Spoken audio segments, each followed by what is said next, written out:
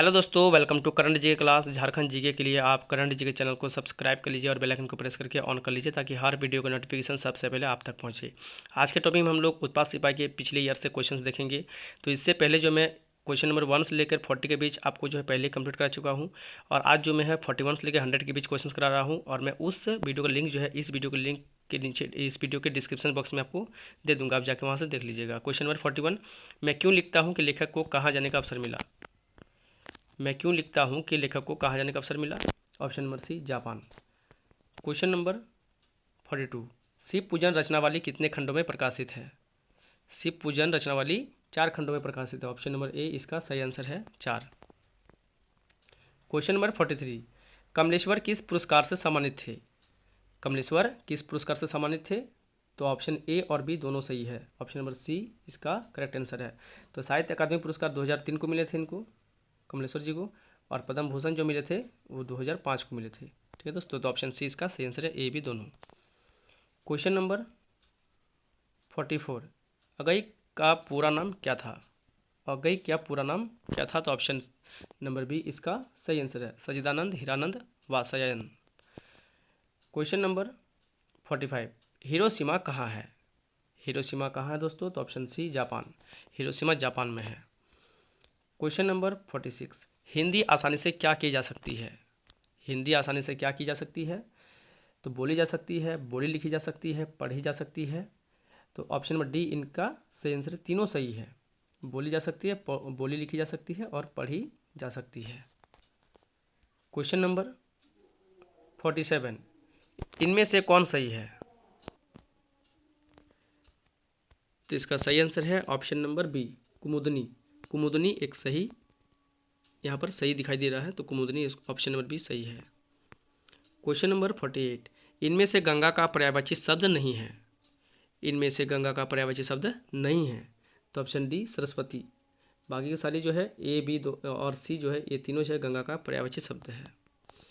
Question number 49, इनमें से सही शब्द कौन है। इनमें से सही शब्द कौन है दोस्तों। तो ऑप्शन सी सांसारिक। ठीक है, सांसारिक जो है सही शब्द है। क्वेश्चन नंबर 50, इनमें से संयुक्त वाक्य कौन है। तो ऑप्शन ए, सुबह हुई और पक्षी चहक उठे, यही एक संयुक्त वाक्य है। क्वेश्चन नंबर 51, लखनवी अंदाज के लेखक को नवाब के बारे में क्या अनुभव हुआ। तो इसका सही आंसर है ऑप्शन बी, नवाब बातचीत के लिए उत्सुक नहीं है। क्वेश्चन नंबर 52, सर्वेश्वर दयाल का जन्म कहाँ हुआ था। तो इसका सही आंसर है option number B, Uttar Pradesh. Sarveshwar Dayal का जन्म उत्तर प्रदेश में हुआ था। क्वेश्चन नंबर 53, मन्नू भंडारी का जन्म कब हुआ था। मन्नू भंडारी का जन्म 1931 को हुआ था। ऑप्शन नंबर बी इसका सही आंसर है 1931। क्वेश्चन नंबर 54, एक कहानी यह भी कि लेखिका कौन है। एक कहानी यह भी कि लेखिका कौन है दोस्तों। तो ऑप्शन सी मन्नू भंडारी। मन्नू भंडारी एक कहानी यह भी की लेखिका है। क्वेश्चन नंबर 55, मन्नू भंडारी का जन्म कहाँ हुआ था। मन्नू भंडारी का जन्म कहाँ हुआ था दोस्तों। तो ऑप्शन नंबर सी मंदसौर। दोस्तों आपको इस वीडियो के माध्यम से कितने प्रश्न का आंसर पता है आप कमेंट करके हमें जरूर बताइएगा कमेंट बॉक्स में। चलिए बढ़ते हैं क्वेश्चन नंबर 56, महावीर प्रसाद द्विवेदी का जन्म कब हुआ था। तो इसका सही आंसर है ऑप्शन नंबर बी 1864। कब हुआ था दोस्तों, 1864 को हुआ था। क्वेश्चन नंबर 57, मासिक पत्रिका सरस्वती के संपादक कौन थे। मासिक पत्रिका सरस्वती के संपादक कौन थे। तो ऑप्शन डी महावीर प्रसाद द्विवेदी थे। क्वेश्चन नंबर 58, यतीन्द्र मिश्र का जन्म कहाँ हुआ था। यतीन्द्र मिश्र का जन्म कहाँ हुआ था दोस्तों। तो ऑप्शन ए अयोध्या में हुआ था। यतीन्द्र मिश्र का जन्म अयोध्या में हुआ था। अयोध्या कहाँ पर दोस्तों, कमेंट करके हमें जरूर बताइएगा। क्वेश्चन नंबर 59, संस्कृत निबंध के लेखक कौन है। संस्कृत निबंध के लेखक कौन है। Option D Bhadant Anand Kausalyayan. ठीक है दोस्तों, चलिए क्वेश्चन नंबर देखते हैं 60, नौबत खाने में इबादत के लेखक कौन है। नौबत खाने में इबादत के लेखक कौन है। तो ऑप्शन बी यतीन्द्र मिश्र। ऑप्शन बी इसका सही आंसर है यतीन्द्र मिश्र। क्वेश्चन नंबर 61, कृतिका भाग 2 में कितनी रचनाएं संकलित है। कृतिका भाग 2 में कितनी रचनाएं संकलित है। तो इसका सही आंसर है ऑप्शन नंबर ए 5। कीर्तिका भाग 2 में 5 रचनाएं संकलित है। क्वेश्चन नंबर 62, कीर्तिका भाग 2 की सभी रचनाएं विशिष्ट है। तो ऑप्शन डी सभी में है, कथ्य में, शिल्प में, प्रस्तुति में। क्वेश्चन नंबर 63, माता का आंचल के लेखक कौन है? माता का आंचल के लेखक कौन है दोस्तों? तो ऑप्शन ए शिव पूजन सहाय। चलिए क्वेश्चन नंबर देखते हैं 64, माता का आंचल किस उपन्यास का अंश है? माता का आंचल किस उपन्यास का अंश है? तो ऑप्शन सी देहाती दुनिया। देहाती दुनिया। क्वेश्चन नंबर 65, शिव पूजन सहाय का जन्म कहाँ हुआ था? तो इसका सही आंसर है ऑप्शन नंबर सी भोजपुर। कहाँ हुआ था दोस्तों? भोजपुर में हुआ था शिव पूजन सहाय का जन्म। क्वेश्चन नंबर 66, माता का आंचल के लेखक अपनी माँ को क्या कहकर पुकारते थे? माता का आंचल के लेखक अपनी माँ को क्या कहकर पुकारते थे? तो ऑप्शन सी मैया। ठीक है दोस्तों, मैया कहकर पुकारते थे। क्वेश्चन नंबर 67, कमलेश्वर का जन्म कब हुआ था? कमलेश्वर का जन्म कब हुआ था दोस्तों? तो ऑप्शन नंबर बी इसका सही आंसर है 1932 को। कमलेश्वर का जन्म 1932 को हुआ था। क्वेश्चन नंबर 68, किसके लेखक कमलेश्वर है? किसके लेखक कमलेश्वर है? तो ऑप्शन डी जॉर्ज पंचम की नाक। जॉर्ज पंचम की नाक के लेखक कमलेश्वर है। क्वेश्चन नंबर 69, शिव पूजन सहाय को उनके पिता क्या कहकर पुकारते थे? तो ऑप्शन बी भोलानाथ। शिव पूजन सहाय को उनके पिता भोलानाथ कहकर पुकारते थे। क्वेश्चन नंबर 70, जॉर्ज पंचम की नाक के लेखक कौन है? जॉर्ज पंचम की नाक के लेखक कौन है दोस्तों? तो ऑप्शन डी कमलेश्वर है। जॉर्ज पंचम की नाक के लेखक कमलेश्वर है। बहुत ही आसान प्रश्न पूछे गए थे पिछले साल, इस साल भी जो है इसी के आधार पर जो है प्रश्न पूछे जाएंगे, तो आप प्रश्न को अच्छे से याद कर लीजिए दोस्तों। क्वेश्चन नंबर 71, जॉर्ज पंचम की नाक के लेखक का कौन सा रूप देखा जा सकता है? तो इसका सही आंसर है ऑप्शन नंबर बी पत्रकार। कौन सा रूप देखा जा सकता है? पत्रकार का। क्वेश्चन नंबर 72, जॉर्ज पंचम की नाक में किस महारानी की चर्चा है?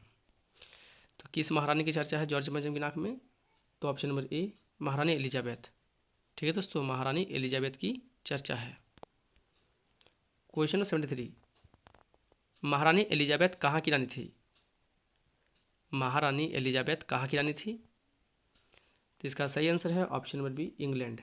महारानी एलिजाबेथ इंग्लैंड की रानी थी। क्वेश्चन नंबर 74, महारानी एलिजाबेथ के सूट का रेशमी कपड़ा कहाँ से मंगाया गया था? तो इसका सही आंसर है ऑप्शन नंबर ए हिंदुस्तान। महारानी एलिजाबेथ के सूट का रेशमी कपड़ा हिंदुस्तान से मंगाया गया था। क्वेश्चन नंबर 75, जॉर्ज पंचम की मूर्ति में क्या कमी रह गई थी? जॉर्ज पंचम की मूर्ति में क्या कमी रह गई थी? तो ऑप्शन नंबर बी इसका सही आंसर नाक नहीं थी, यानी कि नाक की कमी रह गई थी। क्वेश्चन नंबर 76, सूरदास का जन्म कब माना जाता है? सूरदास का जन्म कब माना जाता है? तो इसका सही आंसर है ऑप्शन नंबर बी 1478 ईस्वी को। कब माना जाता है? 1478 यानी 1478 ईस्वी को। ऑप्शन नंबर बी इसका सही आंसर है। क्वेश्चन नंबर 77, कृष्ण ने मथुरा जाने के बाद गोपियों के पास किसके जरिए संदेश भेजा था? कृष्ण ने मथुरा जाने के बाद गोपियों के पास किसके जरिए संदेश भेजा था? जिसका सही आंसर है option number B Uddhav. Question number 78, Tulsidas का जन्म कब हुआ था? तुलसीदास का जन्म कब हुआ था? सही आंसर है ऑप्शन नंबर सी 1532। तुलसीदास का जन्म 1532 को हुआ था। क्वेश्चन नंबर 79, तुलसीदास ने रामचरितमानस की रचना किस भाषा में की? तुलसीदास ने रामचरितमानस की रचना किस भाषा में की? इसका सही आंसर है ऑप्शन नंबर सी अवधी भाषा में। किस भाषा में की? अवधी भाषा में की। क्वेश्चन नंबर 80, देवदत्त द्विवेदी का जन्म कहाँ हुआ था? देवदत्त द्विवेदी का जन्म कहाँ हुआ था दोस्तों? तो इसका सही आंसर है option number D Etawah. Devdatt Dwivedi का जन्म इटावा में हुआ था। इटावा कहाँ पर है? यूपी में है, उत्तर प्रदेश। क्वेश्चन नंबर 81, देवदत्त द्विवेदी के काव्य ग्रंथों की संख्या कितनी मानी जाती है? तो इसका सही आंसर है ऑप्शन सी 52 से 72 तक। क्वेश्चन नंबर 82, जयशंकर प्रसाद का जन्म कब हुआ था? जयशंकर प्रसाद का जन्म कब हुआ था दोस्तों? तो इसका सही आंसर है ऑप्शन नंबर सी 1889 को, 1889 को। चलिए क्वेश्चन नंबर देखते हैं 83, जयशंकर प्रसाद का जन्म कहाँ हुआ था? जयशंकर प्रसाद का जन्म कहाँ हुआ था दोस्तों? तो ऑप्शन डी वाराणसी में हुआ था। क्वेश्चन नंबर 84, सूर्यकांत त्रिपाठी निराला का जन्म कब हुआ था? सूर्यकांत त्रिपाठी निराला का जन्म 1899 को हुआ था। ऑप्शन डी इसका सही आंसर है। क्वेश्चन नंबर 85, क्षितिज भाग 2 में कितने रचनाकारों की रचनाएं संकलित है? क्षितिज भाग 2 में कितने रचनाकारों की रचनाएं संकलित है? तो ऑप्शन ए 17, ऑप्शन ए इसका सही आंसर है 17। क्वेश्चन नंबर 86, क्षितिज भाग 2 में संकलित है, तो इसका सही आंसर है ऑप्शन नंबर डी ऊपर की सभी विधाएं, कहानी, स्मरण, कविता। क्वेश्चन नंबर जो है 87, विनय पत्रिका किनकी रचना है? तो इसका सही आंसर है option number B Tulsidas. Vinay Patrika Tulsidas की रचना है। क्वेश्चन नंबर 88, नागार्जुन का जन्म कहाँ हुआ था? तो नागार्जुन का जन्म दरभंगा में हुआ था। ऑप्शन नंबर सी इसका सही आंसर है दरभंगा। दरभंगा किस राज्य में, किस जिले में पड़ते हैं दोस्तों? कमेंट करके जरूर बताइएगा। यानी दरभंगा किस राज्य के जिले में पड़ते हैं? सॉरी, दरभंगा एक जिला है जो ये पड़ता है बिहार स्टेट में। मैंने प्रश्न उल्टा कर दिया। चलिए, तो दरभंगा किस राज्य में पड़ता है? बिहार स्टेट में पड़ता है। क्वेश्चन नंबर 89, नागार्जुन को किस भाषा में कविता के लिए साहित्य अकादमी पुरस्कार प्रदान किया गया था? नागार्जुन को किस भाषा में कविता के लिए साहित्य अकादमी पुरस्कार प्रदान किया गया था? तो ऑप्शन नंबर डी मैथिली। ठीक है दोस्तों, मैथिली भाषा के लिए साहित्य अकादमी पुरस्कार प्रदान किया गया था। क्वेश्चन नंबर 90, गिरिजा कुमार माथुर का जन्म कब हुआ था? तो इसका सही आंसर है ऑप्शन नंबर डी 1918। कब हुआ था दोस्तों? 1918 को हुआ था। क्वेश्चन नंबर 91, छाया मत छूना किनकी कविता है? छाया मत छूना गिरिजा कुमार माथुर की कविता है। ठीक है दोस्तों, ऑप्शन नंबर सी इसका सही आंसर है। क्वेश्चन नंबर 92, कन्यादान के कवि कौन है? कन्यादान के कवि कौन है दोस्तों? तो ऑप्शन नंबर बी इसका सही आंसर है ऋतुराज। क्वेश्चन नंबर 93, मंगलेश डबराल का जन्म कब हुआ था? मंगलेश डबराल का जन्म 1948 को हुआ था। ऑप्शन नंबर बी इसका सही आंसर है। क्वेश्चन नंबर 94, सूरज कब निकलेगा कहानी के लेखक कौन है? सूरज कब निकलेगा कहानी के लेखक कौन है दोस्तों? तो ऑप्शन बी स्वयं प्रकाश। इसका सही आंसर है स्वयं प्रकाश। ऑप्शन नंबर बी सही आंसर है।